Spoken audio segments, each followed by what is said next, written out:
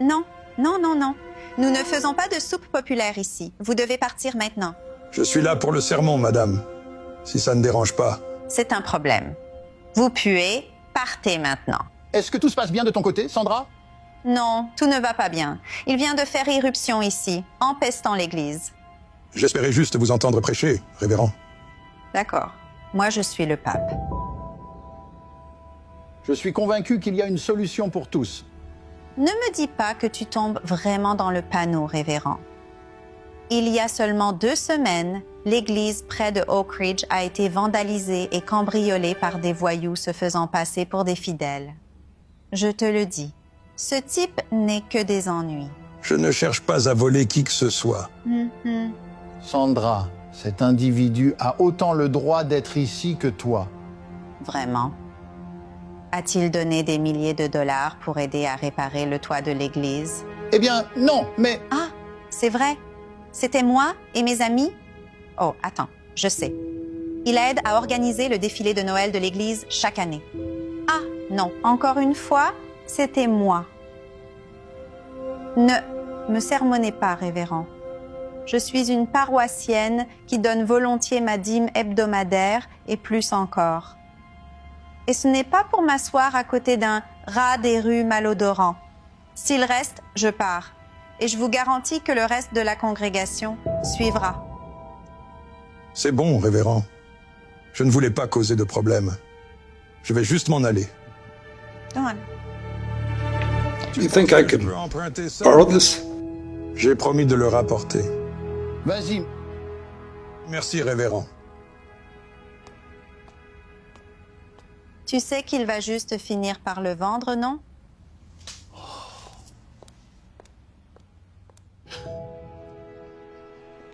Que Dieu vous bénisse. Merci d'être venu. Vous avez de la monnaie? Un peu de nourriture, s'il vous plaît. Trouve un travail.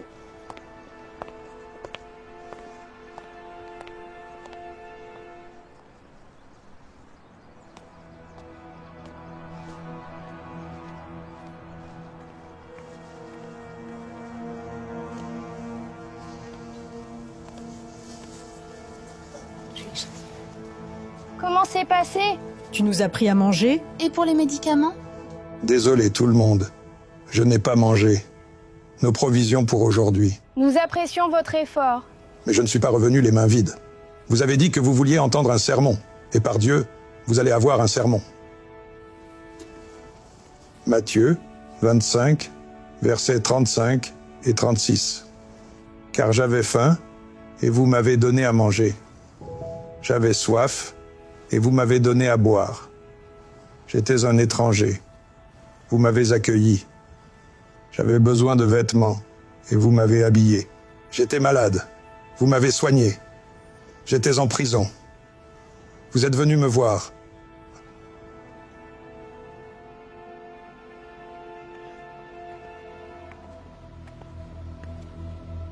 Ravi de te voir toujours l'utiliser. Désolé de l'avoir gardé si longtemps. Je comptais le ramener bientôt. Garde-le. Ce n'est pas pourquoi je suis là aujourd'hui. Oh. Et pourquoi es-tu là? J'ai fait une collecte à l'église hier et je pensais que ça pourrait vous être utile. Vous n'imaginez pas l'importance pour nous. Génial. Je vous invite tous à vous servir. C'est tout un troupeau que vous avez là. Ce sont des gens bien. Eh bien, comment se sont-ils tous retrouvés ici? Il y a plusieurs raisons. Jim a perdu sa famille dans un accident de voiture il y a environ 3 ans. L'accident lui a laissé une mauvaise jambe. Il ne pouvait plus travailler dans l'entrepôt. Sarah est ici depuis plus longtemps que moi. Elle était accro aux pilules. Ça a vraiment gâché sa vie. Elle a tout perdu, et tout le monde. Mais avec l'aide du bon Dieu et beaucoup de soutien, des bonnes gens ici présents, nous l'avons aidée à s'en sortir. Le mari de Tracy est mort d'un cancer il y a environ 1 an. Oh non. Elle s'est ruinée en essayant de payer les factures d'hôpital, ce qui, en plus de perdre son mari, l'a plongée dans une profonde dépression. Elle a perdu son emploi, ses amis. Et finalement, sa maison. Nous faisons tout notre possible pour l'aider à sortir de cette obscurité. Tu sais, je n'avais aucune idée que tant de gens vivant si près de mon église avaient de tels besoins. Ce n'est pas de votre faute, révérend. Nous faisons de notre mieux pour rester discrets dans le coin. Ni les habitants, ni les policiers du coin ne nous apprécient vraiment. Vous savez, j'ai peut-être une idée pour arranger ça. Mais je vais avoir besoin de votre aide.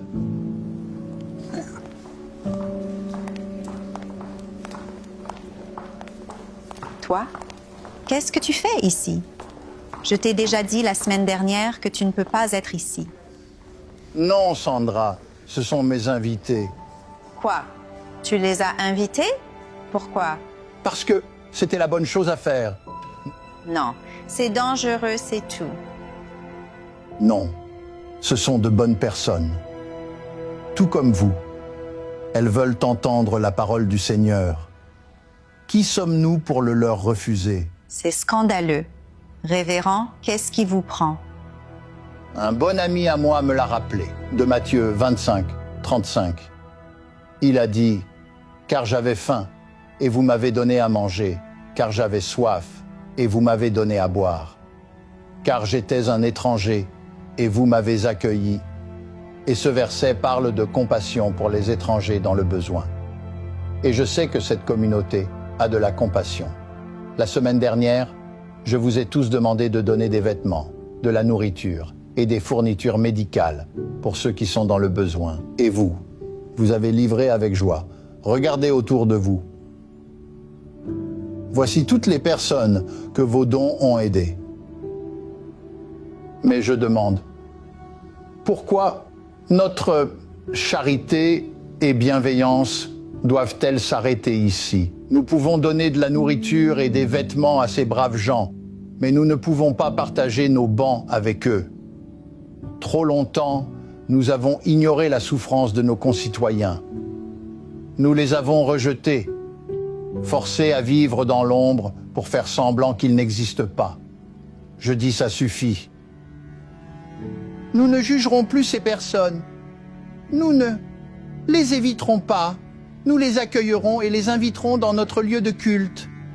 Allez-y, soyez de bons voisins et présentez-vous à nos nouveaux paroissiens. Faites-leur bon accueil. Allez.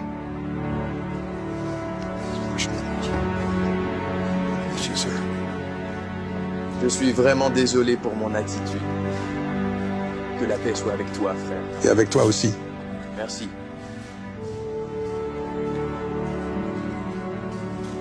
Désolée, moi aussi. Peut-être pourrions recommencer. Merci.